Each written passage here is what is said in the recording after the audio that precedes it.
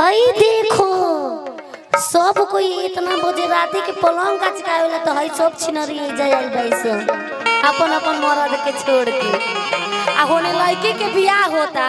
आइजा सब कोई मजा करे आइल बा। बतावा करे जाने के फाटत रुका एगो गाना गाओ तनी हम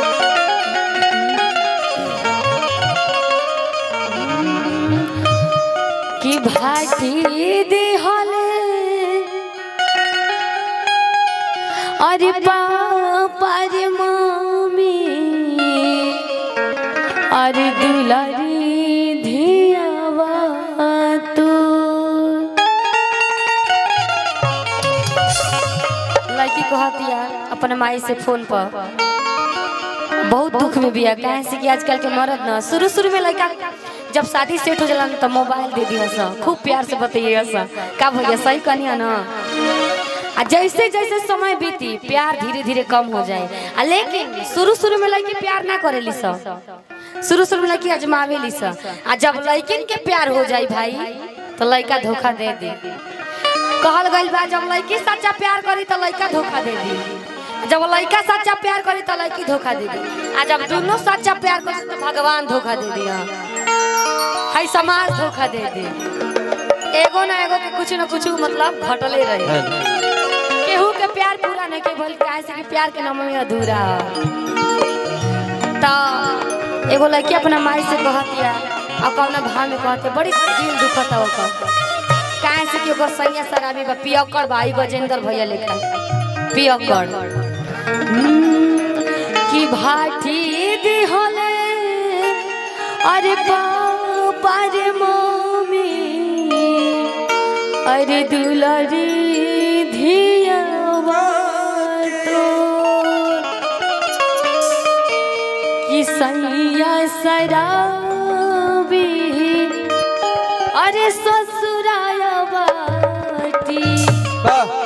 मिली गईले कहते लगे कि भाटी दिहले पापा रे मम्मी दुलारी धियावा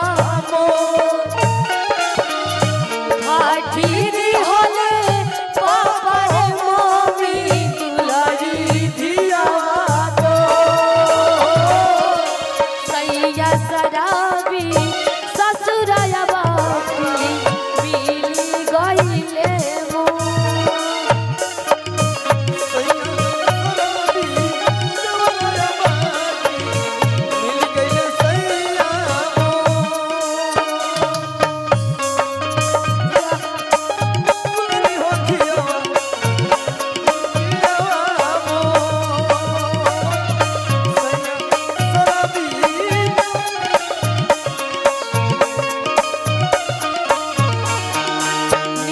दारू बंद भी रहे लाल परी कम मिलत रहे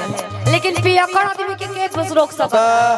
केनियो ना केनियो से मिलिए जात रहे केहरो न केहरो ढंगी लाइल होई है हां लेकिन अब बनी हमनी के मुख्यमंत्री सम्राट चौधरी जी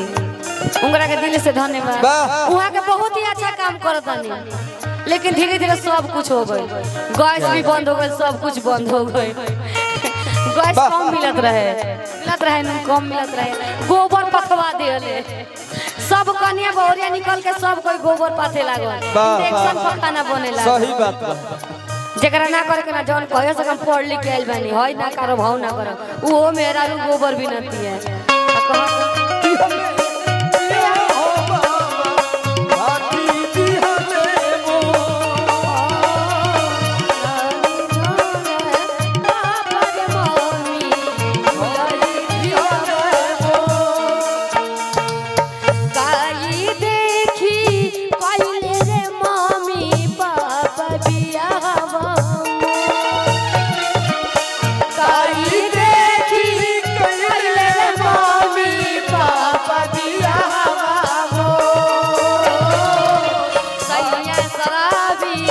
ससुराया बाटी